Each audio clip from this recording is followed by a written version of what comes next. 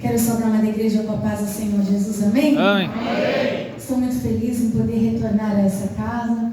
Pastor Cléris, com a pastora Marilde, sempre é um prazer estar junto com vocês. A todos os irmãos que estão aqui, a Laninha ali também, Deus abençoe cada um de vocês. Estou vendo ali a Nalva também. Deus abençoe você, seu esposo. É uma honra poder estar aqui compartilhando juntamente com vocês um culto de conscientização missionária. E o que nós vemos aqui nessa encenação é a mais pura verdade. É a mais pura verdade. Hoje nós estamos pensando mais no nosso eu, no nosso bem-estar, no nosso dia a dia com que as coisas do Senhor. Mas o Senhor ainda levanta povo que diz assim: vamos fazer uma conscientização missionária para a gente analisar e pensar um pouco mais o que Deus quer para as nossas vidas. Para que nós fomos chamados? Estamos aqui para qual propósito? Para qual propósito você veio no culto hoje à noite? Qual o propósito da tua vida?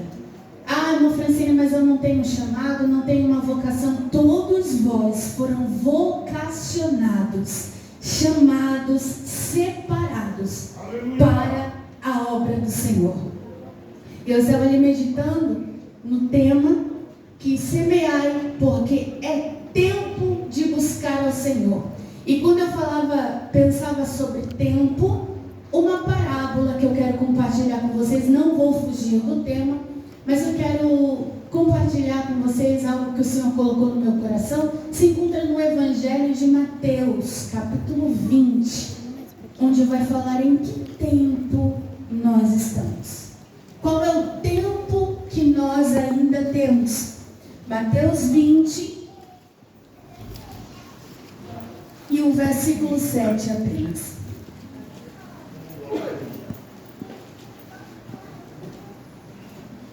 Mateus 20, capítulo 7,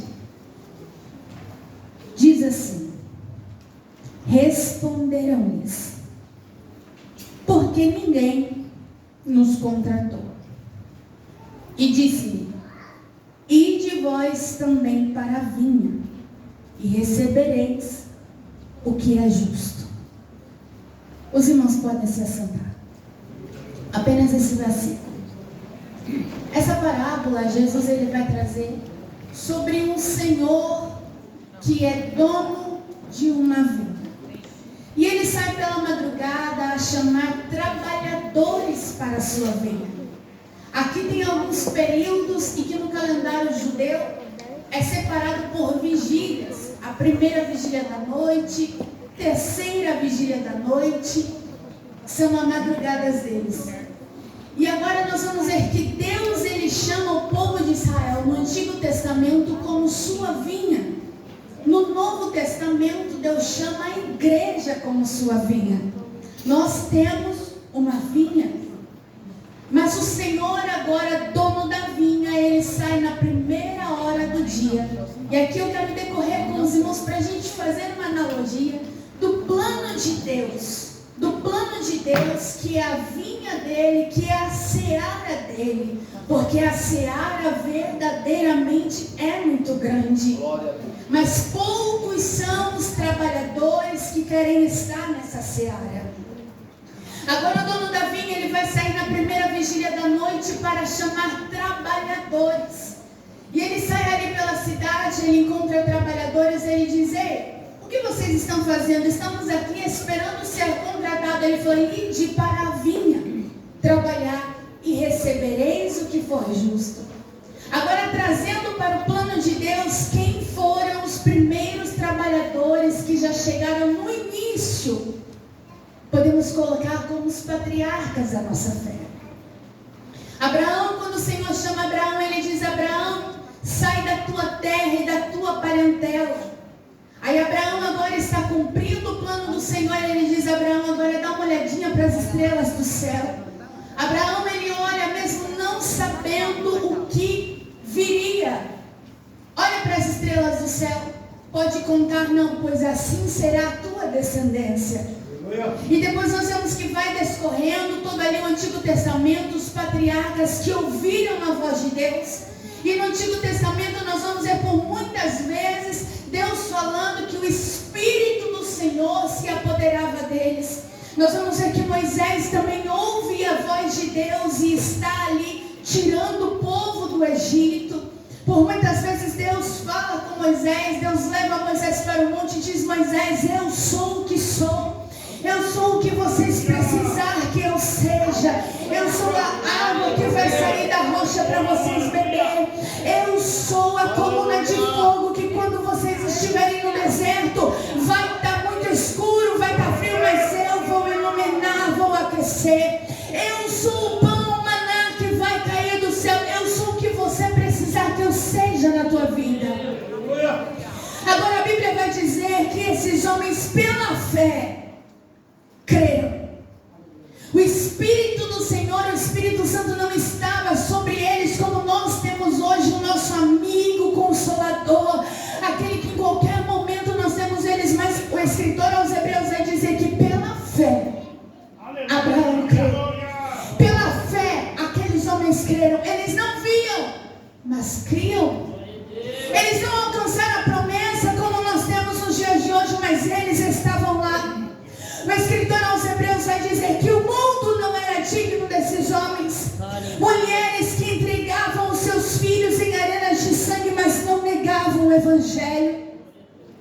Profetas do Antigo Testamento, os patriarcas, que se colocavam na posição e diziam assim: eu não sei o que vai acontecer. Ei, você vai ser morto, eu vou ser morto, mas o Evangelho vai ser pregado.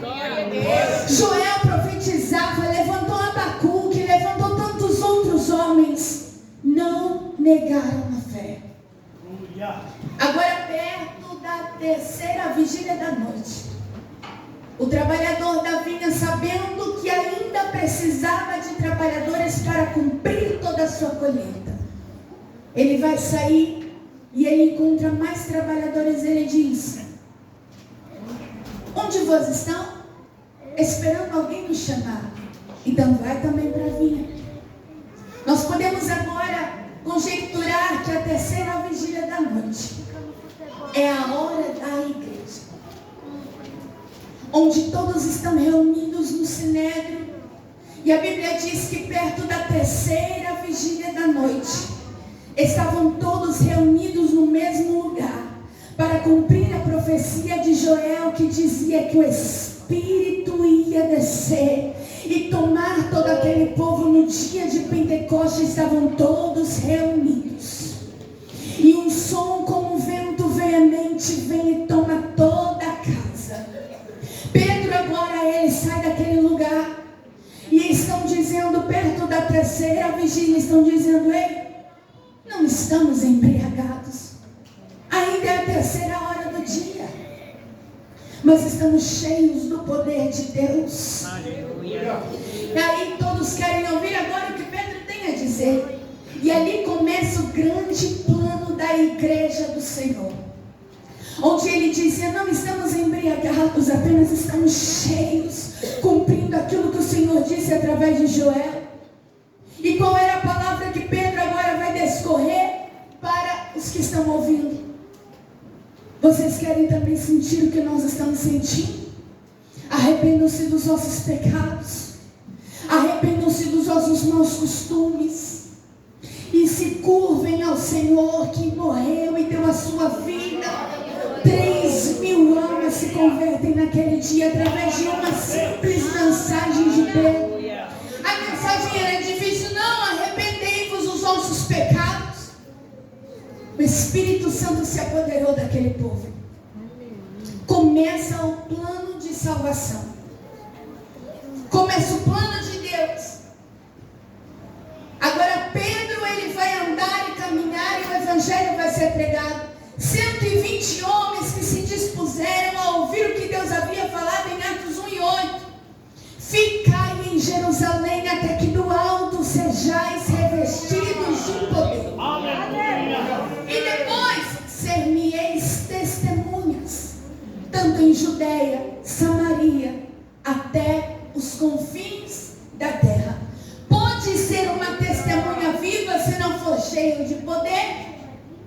Primeiro, seja cheio de poder para testificar o Deus Deus na qual vocês estão servindo. Aleluia.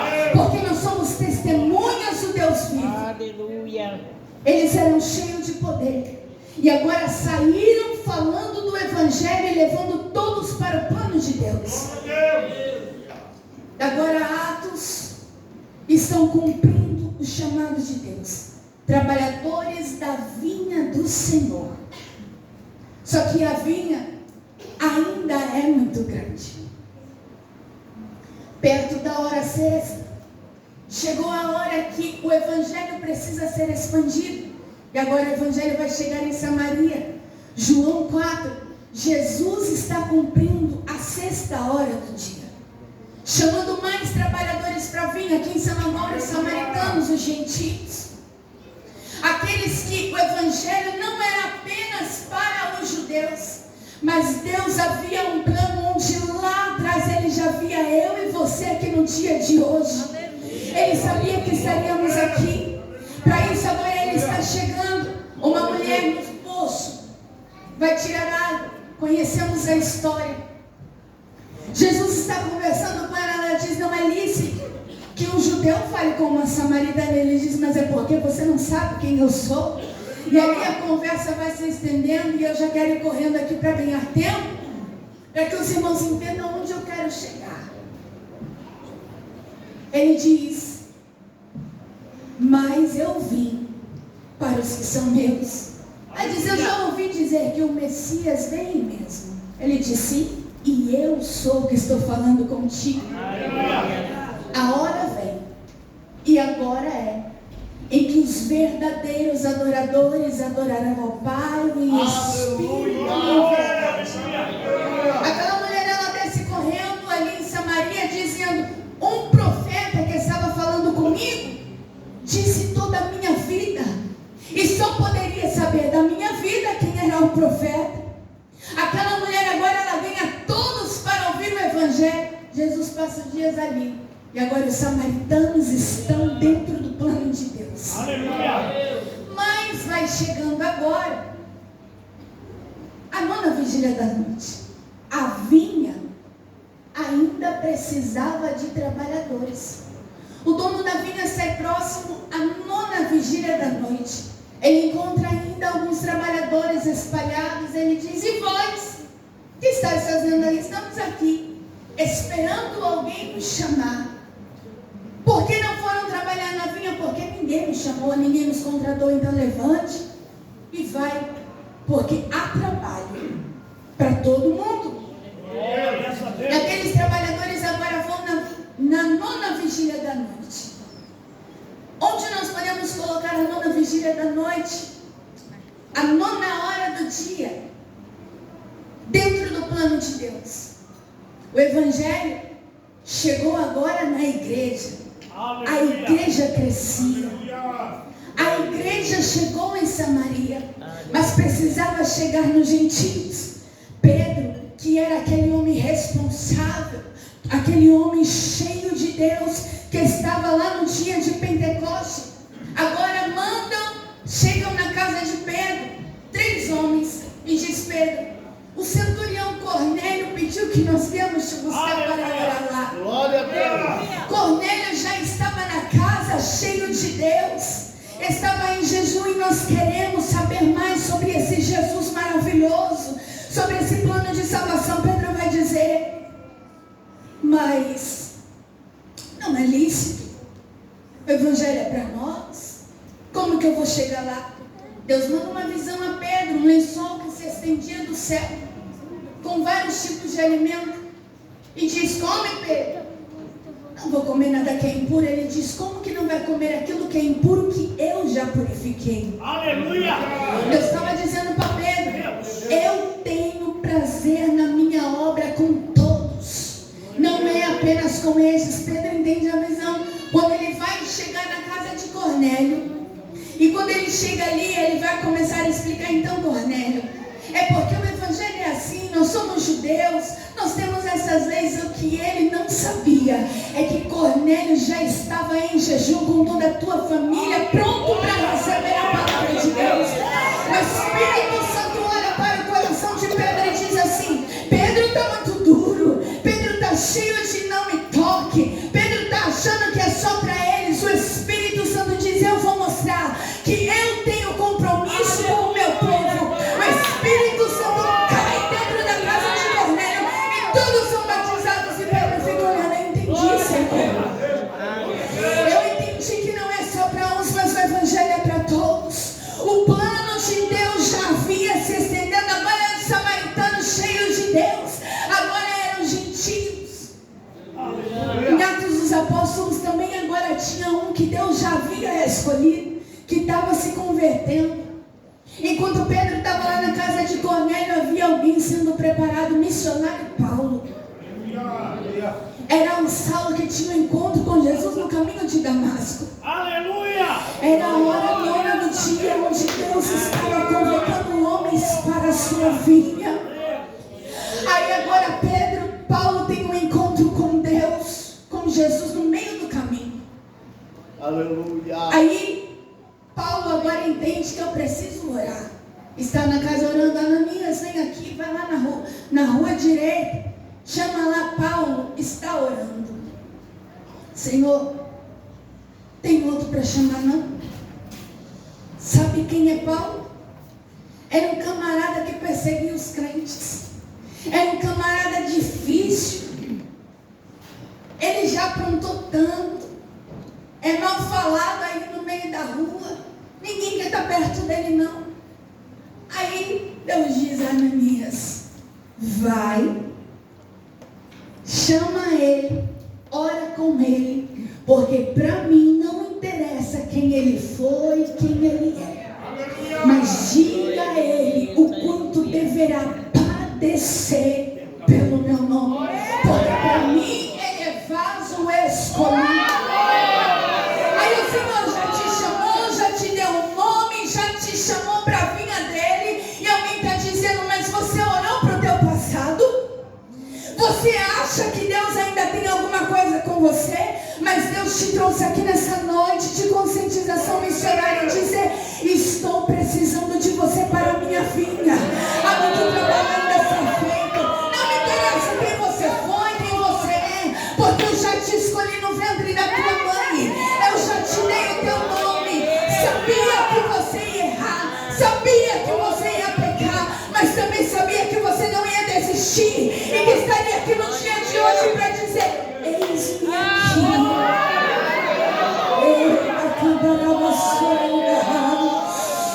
Ele já sabia dos seus defeitos, dos seus costumes, mas o Senhor estava dizendo para Paulo: avisa ele que ele é vaso escolhido, mas mostra para ele também, Ananias, o quanto deverá padecer pelo meu nome, porque o que a gente viu nessa encenação aqui do Evangelho é que a gente quer o Evangelho, mas não quer padecer pelo nome dele. A gente quer os status, mas a gente não quer estar nas escondidas onde ninguém está vendo. Paulo era doutor, intelectual, mas Paulo que aprendeu aos pés de Gamaliel, sabia tudo sobre a lei, mas quando ele teve encontro com Jesus, ele entendeu: eu entendo de lei, entendo da palavra, mas o que eu preciso entender é que ele teve que ficar lá no deserto a sós para aprender quem era Jesus, o que de fato Jesus queria. Uma coisa é entender da letra, outra coisa é entender do Espírito. Uma coisa era Paulo ser doutor, poliglota, falar muito bem, importante, mas outra coisa era ele estar no deserto, aprendendo, sendo humilde. Porque as coisas de Deus, elas parecem coisas loucas para o mundo. Aí Deus agora tem algo com Paulo. Paulo agora no Novo Testamento ele vai escrever cartas, vai discipular pessoas, vai instituir igrejas, um grande missionário. Paulo ele falava com os doutores. Deus levou ele a falar com os gentios. Deus chamou a ele falar com gente importante. Ele diz: eu sei estar bem, também sei estar mal. Eu sei estar em aflição, mas eu também sei me posicionar nos lugares mais importantes. Paulo agora está instruindo. Imagina Paulo no dia de hoje. Imagine Paulo aqui nessa igreja hoje. Ia virar a rua ali, a gente não ia conseguir, era telão. Imagine que ia ser transmissão ao vivo. E é o que nós pensamos hoje. Eu falo nós, porque eu também me coloco nesse meio. Porque muitas vezes nós queremos aparecer, queremos os status, mostrar o que estamos fazendo para quem? Quem é o dono da vinha para qual você trabalha? Meu Deus! O dono da vinha é aquele que te vê no secreto onde ninguém vê. O dono da vinha é aquele que vê o teu trabalho onde ninguém está vendo. Eu, quando estive no Japão, e eu cheguei lá, ainda aos 18 anos de idade, eu procurei uma igreja, porque não tinha igreja em todos os lugares. Era difícil encontrar. Quando tinha uma igreja, era aquela neopentecostal, onde todo mundo podia ir, a gente fazia a nossa oração e amém. Era aquele escape para quem saía de outros países. Mas um dia eu estava na empresa e eu comecei a procurar alguém. Eu falei assim, vou ver se tem algum crente aqui. Observando, achei uma moça diferente. De longe eu falei, ela tem jeito de crente. Mas eu vi que ela era paraguaia. Mas eu observava e falava, só pode ser crente. Porque crente tem cara de crente, anda como crente e age como crente. Billy Graham dizia, vós sois a Bíblia que o mundo está lendo. Você não pode não falar nada, mas a tua vida prega. As tuas ações pregam. Por onde você anda, você prega com o seu modo de sentar, com o seu modo de agir. Com a sua conduta, você prega sem uma palavra. Vós sois a Bíblia que o mundo lê. Qual é o evangelho que você está pregando? Com a tua vida. Aonde você tem andado, onde você tem pisado. Alguém pode dizer, é um servo de Deus? Pode? Fica essa reflexão. Glória a Deus. Aí um dia eu cheguei para ela e disse assim, você é crente? Aí ela respondeu meio em espanhol, meio, sou, graças a Deus. Onde é a sua igreja? Eu quero ir lá também, eu sou crente. Ela falou assim, passa o seu telefone, eu vou passar para a missionária e ela vem te buscar, porque eu não moro aqui. Quando foi de tarde, chegou uma mensagem, por SMS naquela época ainda. Sou a missionária lindiana, gostaria de saber, quer ir para o culto? Tem culto na terça, quinta, sexta, sábado e domingo. Falei, quero. O culto começa às 7, então às 5 eu passo na sua casa. Falei, misericórdia. Aí ela tinha uma van, onde ela passava ali, porque era 2 horas da minha casa de carro para chegar na igreja. E o culto ainda terminava às 10, a gente chegava meia-noite para no outro dia acordar às 5 para trabalhar. Mas como a gente tinha sede de Deus, a gente não faltava no culto, porque estava longe da família. Porque quando a gente tem aqui os cultos com facilidade, a gente não valoriza. Mas vai para um lugar onde não tem uma igreja, onde não tem a facilidade. E muitas vezes o desânimo chegou e eu dizia para ela, não passa hoje, porque hoje eu não vou. Porque o desânimo batia. Era jovem ainda. E ela dizia assim, eu vou passar. E eu falei, não venha, porque hoje eu não vou. Ela disse, eu vou. Falei, não, eu não vou no culto. Eu já estou chegando, Francine. Aleluia. Porque o missionário, ele vai ouvir não. Aí eu descia, com a cara fechada, entrava dentro do carro e assim, Pai do Senhor, assim, porque eu não queria ir. E ela dizia, glória a Deus pela sua vida, e o carro cheio de gente. E ela fazia o mesmo com todas as pessoas. E eu fico pensando, se não fosse a insistência daquela missionária por alguém que ela não conhecia, aguentar xingo, cara feia, mas estava fazendo o trabalho que ela foi chamada para fazer. Será que se ela não tivesse insistido, hoje eu estaria aqui também? Passado 1 ano e meio, eu tirei a minha carta e agora era eu ajudando ela a carregar os irmãos. Eu disse, vai por essa banda que eu estou indo para essa também. Porque alguém não desistiu de mim, me conhecia não, mas era um amor. O amor que no Novo Testamento vai dizer, será que a gente pode amar o próximo como a nós mesmos? Ou a gente chega no culto, você não sabe a dor que o seu irmão está. Você não sabe porque ele não está aqui, você diz, não está vindo, não quer vir, não vem, o problema é dele. Mas a gente, com a tecnologia que tem, você já mandou um WhatsApp para dizer a essa pessoa, sentir sua falta no culto, precisa de carona? Deus te deu um carro. Deus te deu condições de talvez fazer um bolo e levar para a irmã que não está aqui e dizer, irmã, te trouxe um bolo para dizer que nós sentimos a tua falta. Jovens, quantas vezes eu vejo jovens na calçada do outro cantando, você tem valor, o Espírito Santo se move, e eu jovem saí chorando. Mas hoje não se importamos mais, não quer vir, não venha. Mas se cada um de nós aqui adotar uma pessoa e dizer, eu não vou desistir dela enquanto ela não vir, irmã, estou indo te buscar. Irmã, não desisto de você. Irmã, estou orando por você. É uma pessoa. Aí a gente fala, não sei pregar, não tem eloquência, isso, aquilo, mas se você fizer isso por alguém, este alguém pode se tornar um grande pregador através da tua vida. Se passaram 17 anos, essa missionária ainda está lá no Japão, fazendo a mesma coisa. Quantas pessoas ela não ajudou a se manter de pé? Era médico, ela tinha hemorragia. Ela tinha 3 filhos pequenos. Tinha dia que ela pedia para mim se eu não podia ajudar com o combustível. Eu falei, com certeza eu posso.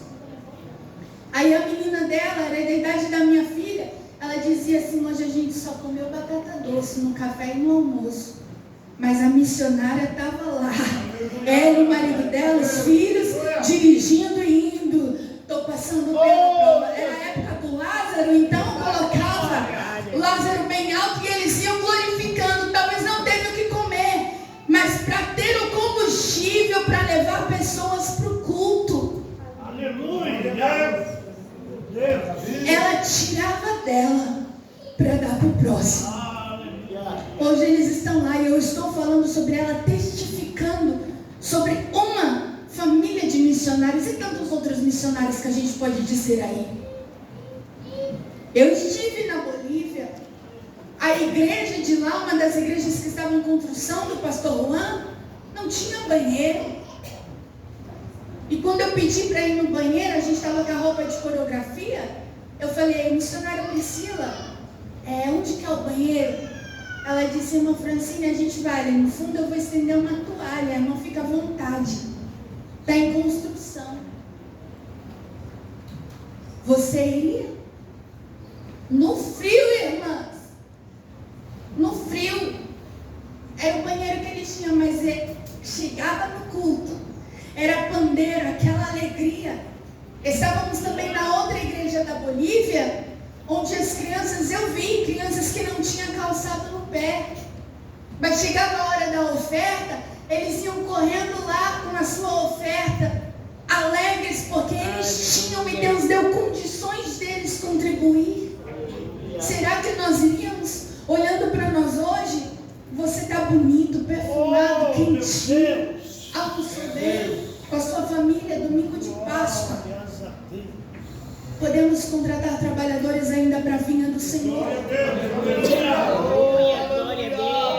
O dono da vinha está passando e dizendo, alguém disponível para a vinha?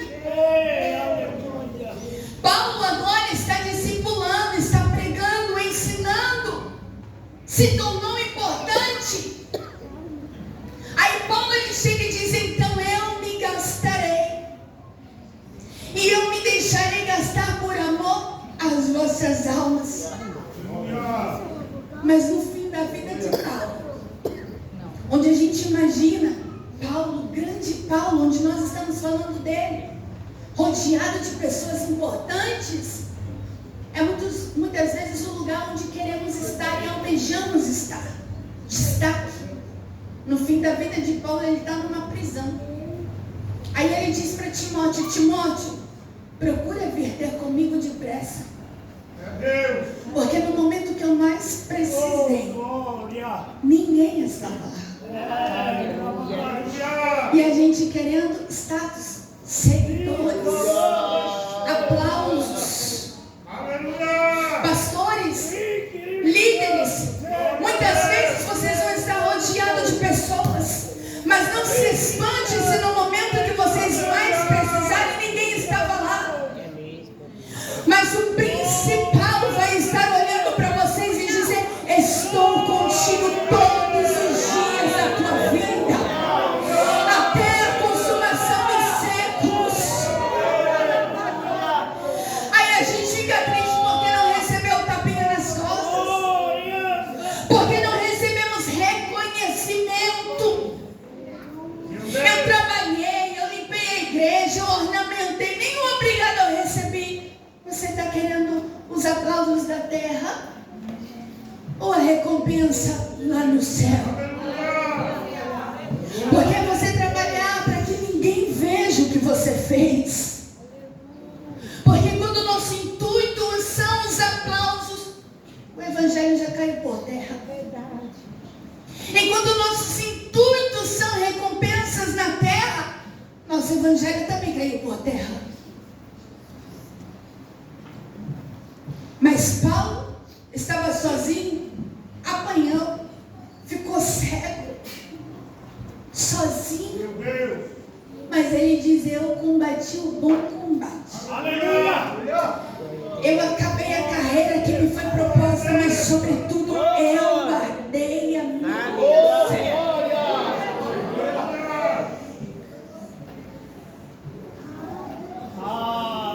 Agora o dono da vinha, ele vai para a hora 1/10. Está perto de acabar o turno. Ainda tem pessoas ociosas, mas ainda tem a vinha para ser colhida. E vocês? Ninguém nos contratou. Chegamos agora aqui e todo mundo já fez o seu trabalho. Ele diz: mas ainda há trabalho para vocês. Vão para a vinha. Quem são esses trabalhadores da hora 1/10? O turno está perto de acabar. Ele diz: mas eu ainda preciso de trabalhadores.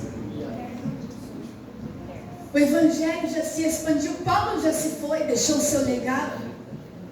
Século XV, 14 para século XV, pregadores, heróis da fé continuam a trabalhar na vinha. John Hus está sendo queimado em praça pública. Está sendo queimado, ateando fogo nele. Ele diz assim: ei, vocês podem me queimar agora. Está aqui em fogo mesmo. Porque daqui a 100 anos, Deus levantará um cisne e o evangelho não poderá mais ser parado. 100 anos depois da reforma protestante, e agora homens se levantam e dizem: o evangelho vai avançar. Mas primeiro Deus agora vai levar homens à Europa, incendiado pelo poder do evangelho. O evangelho agora vem chegando na América e ninguém consegue mais parar este movimento. Trabalhadores que estão na hora 1/10 estão agora se disponibilizando para a vinha. E o dono da vinha está dizendo: pode vir, porque ainda tem trabalho a ser feito. O evangelho chega na América. E eu vi muitas mulheres agora serem queimadas. O imperador da Inglaterra dizia: vós mulheres são a luz do mundo, iluminem as terras para nos passar. Penduravam elas em estacas, ateavam fogo e deixavam na estrada. São as mulheres que são cristãs. Agora sim são a luz do mundo, estão iluminando. Mas elas choravam e diziam: Senhor, não negamos o evangelho, estamos chegando aí. O evangelho foi chegando.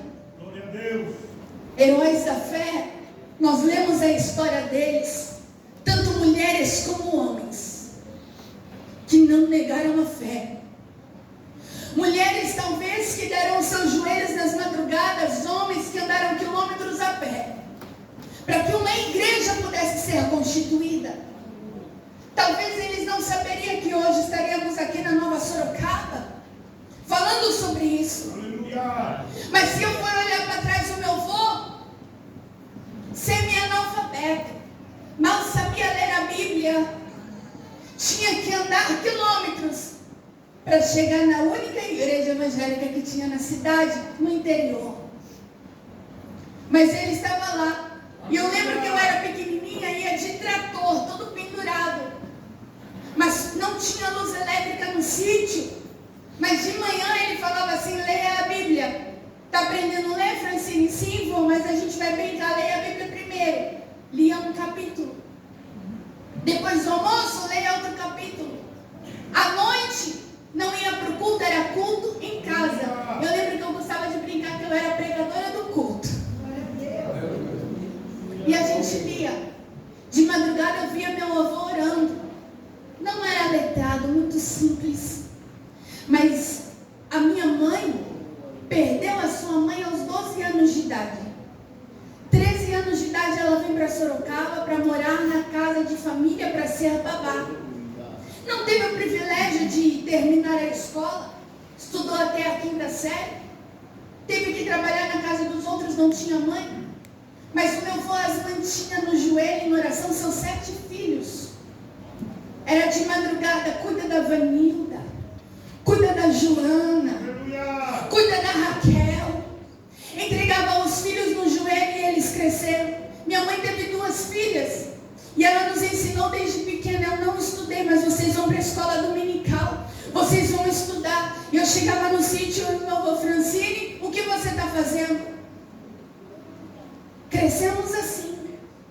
Meu avô já partiu para a eternidade, mas através dos joelhos dele eu estou aqui hoje. A minha mãe está trabalhando na casa do Senhor, mas criou 2 filhas que estão na igreja. Se o teu filho porventura não está aqui, continue nos joelhos, porque enquanto você coloca os seus joelhos, o céu cuida dele para você. Mas o que eu quero dizer para os trabalhadores da última hora, o dono da vinha está dizendo: é já a última hora. Há alguém ainda disponível para minha vinha? Porque se nós, igreja do Senhor, no dia de hoje, a gente se acovardar, será que teremos uma geração forte no Evangelho? Porque a responsabilidade desses homens que trabalharam na vinha foi de manter o Evangelho, de pegar e de levar. E eu sempre digo que a responsabilidade da minha geração é manter a chama acesa e relembrar os princípios do Evangelho, que Deus ainda cura, Deus ainda salva, Deus ainda batiza e leva para o céu. Se coloque de pé. Quem são os trabalhadores da última hora? Ele está passando aí dizendo: posso contar contigo, eu ainda posso contar com alguém. A hora é agora. 1 João diz: filhinhos, é já a última hora.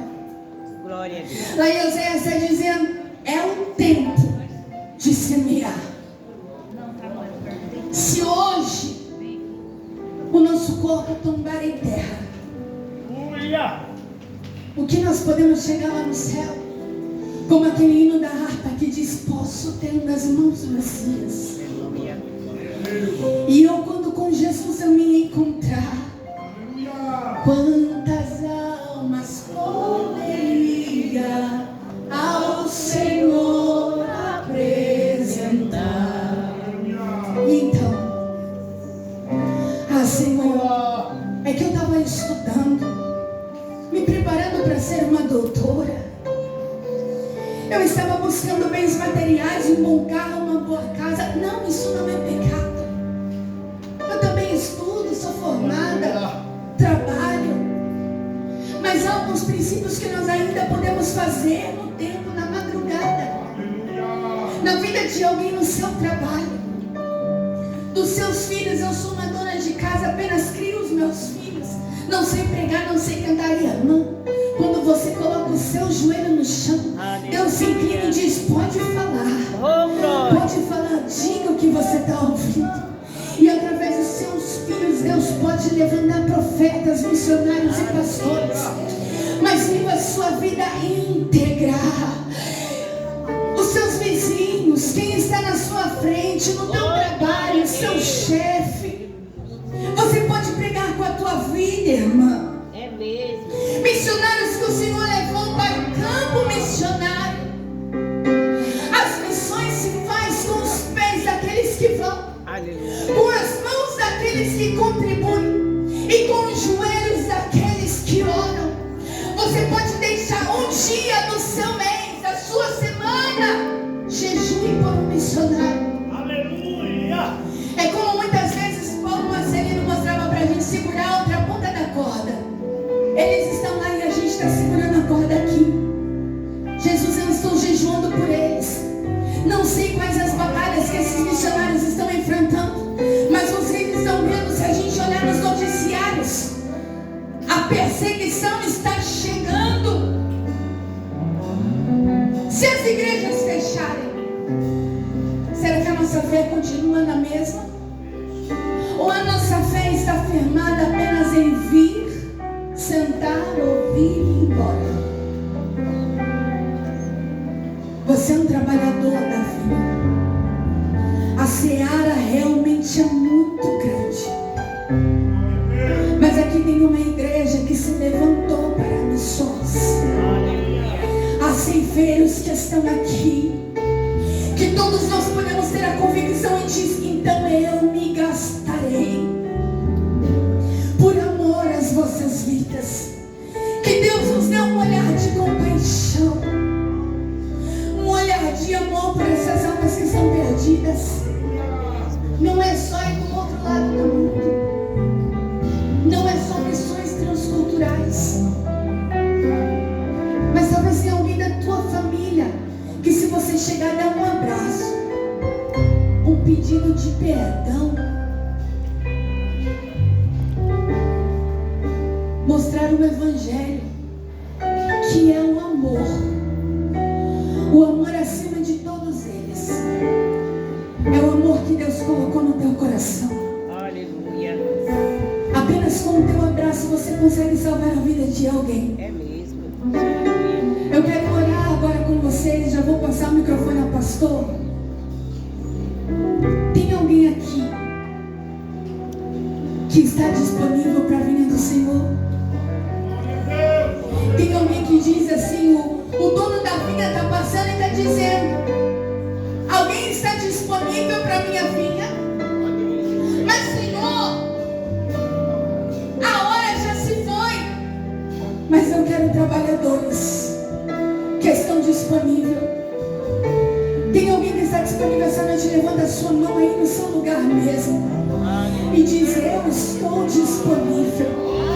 Diga mais uma vez: eu estou disponível. Glória a Deus. Eu vou passar o microfone ao pastor, e que você entenda essa palavra para o teu coração, para um avivamento, despertamento. Deus conta com você.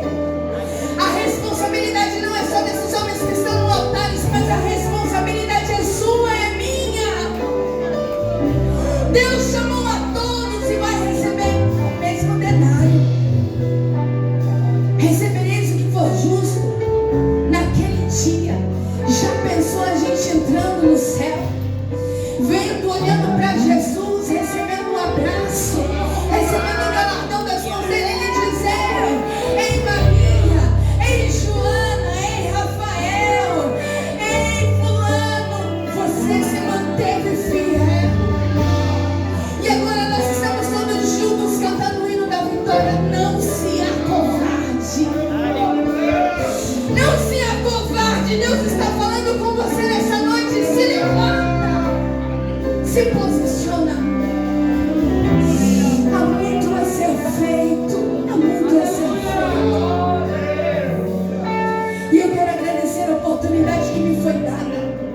de mais uma vez estar aqui dizendo a vocês: ei, vamos juntos, juntos, juntos, cumprir o ide do Senhor, igreja do Senhor.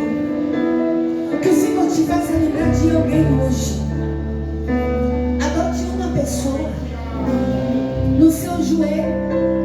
Talvez ninguém vai ficar sabendo, mas naquele dia o Senhor te recompensará. Esse é o amor, quando você ora pelo seu irmão, sem dizer a ele o que a tua mão direita faz, a esquerda não precisa saber. Jejue por alguém. Jejue por essa pessoa e diz: eu não vou desistir enquanto eu não ver ela aqui. Vou jejuar e vou orar. O céu cuida da tua casa, cuida da tua saúde, cuida dos seus filhos, sabe de tudo que você precisa. Quem tem maior amor que dar a tua vida pelo teu irmão é o amor de Cristo sobre as nossas vidas. E eu agradeço essa rica oportunidade em nome de Jesus. Deus abençoe.